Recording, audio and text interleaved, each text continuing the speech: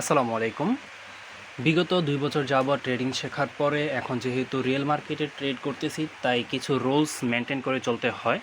তাই দেখতে পাচ্ছেন যে ট্রেডিং জার্নাল লেখা শুরু করছি আমি। তো আজকের ট্রেডিং জার্নালতে আপনারা দেখতে পাচ্ছেন যে আমি এখানে কিছু রুলস লিখে রাখছি, যেগুলো আমার মার্কেটে বসার আগে সবসময় একবার হলেও দেখা উচিত। কারণ একজন ট্রেডার তখনই সফল হতে পারে যখন সে রুলস মেনটেন করে চলতে পারে। তো দেখুন আমার রুলসগুলো সেখানে কি লেখা আছে। প্রথম যে রুলসগুলো আছে সেগুলো হচ্ছে উইদাউট কনফার্মেশন নো ট্রেড। তো যেটা নিয়েই কাজ করুন, যেই সেট আপে কাজ করুন, প্রথমে রুলসটা হবে হচ্ছে কনফার্মেশন ছাড়া কোনোভাবেই ট্রেড করা যাবে না। দ্বিতীয়টি হচ্ছে প্রতিদিন অনলি 3টা ট্রেড, মানে 3টা ট্রেডের বেশি ট্রেড নেওয়া যাবে না সারাদিনে, আপনি যাতে প্রফিট হন অথবা লস করেন।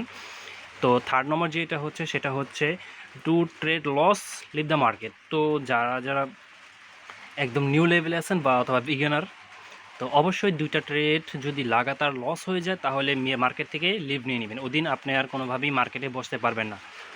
আরেকটুখানি আমি অ্যাড করছি, এটা হচ্ছে ভয় পেলে ট্রেড করব না, এটা আমি নিজের জন্য। লোভের সময় ট্রেড করব না, যেহেতু আমরা ট্রেডার ভাই। তো ট্রেড করার সময় কিন্তু স্বাভাবিক একটু লোভ মানে আসতেই পারে, মানুষের মধ্যে লোভ থাকতেই পারে।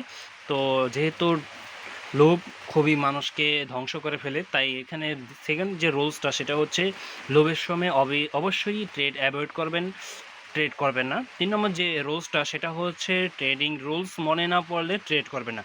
তো যে সেট আপে ট্রেড করুন, কেউ আছেন ক্যান্ডেলস্টিক প্যাটার্ন অথবা চার্ট প্যাটার্নে ট্রেড করেন, অবশ্যই যার সেট আপ অনুযায়ী ট্রেড করবেন। যদি সেট আপ মনে না পড়ে তাহলে কিন্তু ট্রেড করা যাবে না। তো এভাবেই হচ্ছে জার্নালটি লিখতে হয়। তো অবশ্যই আপনারাও লিখে রাখবেন। এভাবে লিখে রাখলে কি হবে, পরবর্তীতে আপনারা যখন আস্তে আস্তে লিখবেন অভ্যাসে পরিণত হবে, আপনাদের সাবকনসিয়াস মাইন্ডের মধ্যে এটা সেভ হয়ে যাবে যে এই কয়েকটা রুলস আছে, রুলস যদি না মানে মার্কেট আমাদের রুলস অনুযায়ী যদি না চলে তাহলে আমরা কোনোভাবে ট্রেড করব না। তো আশা করি বুঝতে পারছেন বিষয়টা কীভাবে একটি জার্নাল তৈরি করতে হয়। তো যেহেতু এটা আজকে আমার প্রথম দিন, তাই আর কি আমি বেশি কিছু লিখতে পারলাম না। তো আস্তে আস্তে আমি ধারাবাহিকভাবে জার্নাল কীভাবে লিখতে হয় সে সম্পর্কে ভিডিও দিতে থাকবো, এবং আমি যেভাবে সেট আপ অনুযায়ী মার্কেটে কাজ করি সেই সম্পর্কে আপনাদেরকে ভিডিও দিতে থাকবো। ইনশাল্লাহ আপনারা আমাদের পাশে থাকুন, আমি আপনাদের সাথে আছি। অবশ্যই যে কার কী সমস্যা অবশ্যই মেসেজে জানাবেন, আমি সমাধান করার চেষ্টা করব ইনশাল্লাহ। তো আজকের মতন বিদায় নিচ্ছি, আল্লাহ হাফেজ।